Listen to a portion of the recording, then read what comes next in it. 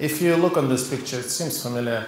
Essentially what it says, that Russia has plenty of natural resources. What is often overlooked is that between Urals, that is a line somewhere here, and Pacific Ocean, you have only 26 million people. So those 26 million people could not possibly consume all of these treasures.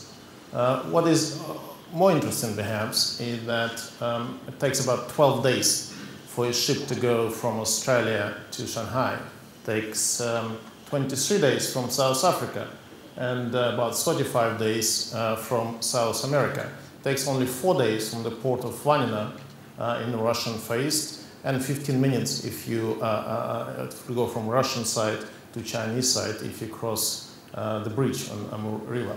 So it seems to be a very natural big place for the two countries to work together, especially if Russia seems to have basically any raw material, any commodity that China needs, from aluminium to iron ore to nickel, copper, etc. And what is often overlooked, Russia does has, in addition to oil and gas, a very significant hydropower resources just north of Mongolia.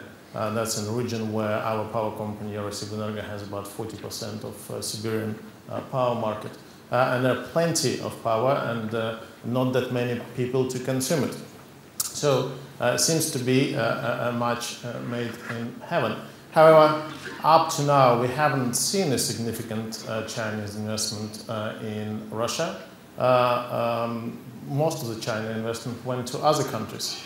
We do see our mission as to try to change this picture, and that was one of the reasons why we decided to take Rusal to Hong Kong Stock Exchange. For us, it seems to be a very natural platform, as China consumes 40% of world aluminium.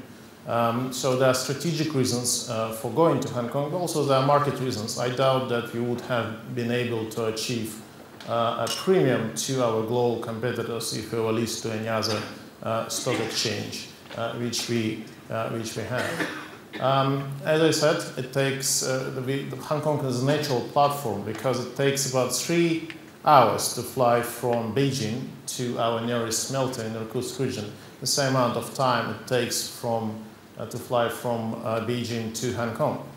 Essentially, Rusal is primarily an Asian company with 80% of its production in East Siberia, just north of China. China produces 80% of its aluminium from coal-fired power stations. Rusal produces its aluminium from clean and significantly less expensive hydropower electricity. So a natural strategic fit, but also a good market fit in terms of placing the shares, as we were able to secure additional demand, which would have been difficult if we were to go for other stock exchanges. What we've done a dual listing of ordinary shares in Hong Kong and GDRs in Paris to allow trading in our shares more or less around the clock. Placed about 11%, raised about $2.2 billion, and excluding the cornerstones, we had an offer oversubscribed about two something times, just above 2. The interesting bit here is the number of Asian investors who participated, which is additional demand that we gained by listing in Hong Kong. And certainly, in my personal view, this is only the beginning of the long story, because clearly Asia investors typically do need to have a significant education of what Russia is and why 60 or 70% of Russia is in Asia. But once you overcome those natural barriers, the interest is substantial. So in addition to the typical global investors you would get for a global mining company, we've seen some Asian investors which helped to increase demand. What has happened since the IPO? Unfortunately, we have not seen the prices not yet above the IPO level.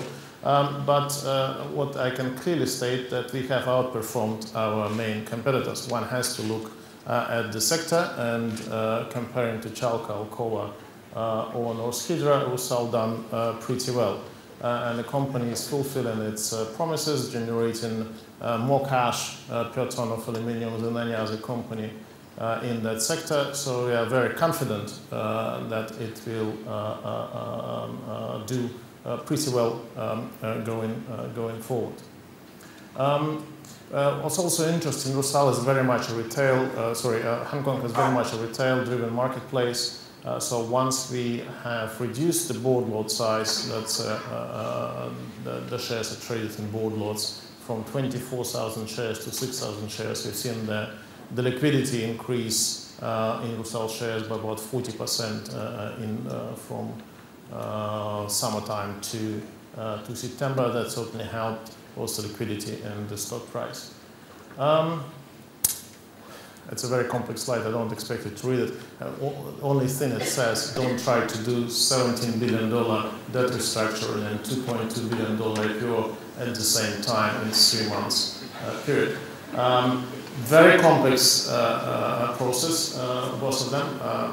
Probably the most complex thing was managing 18 banks in a syndicate.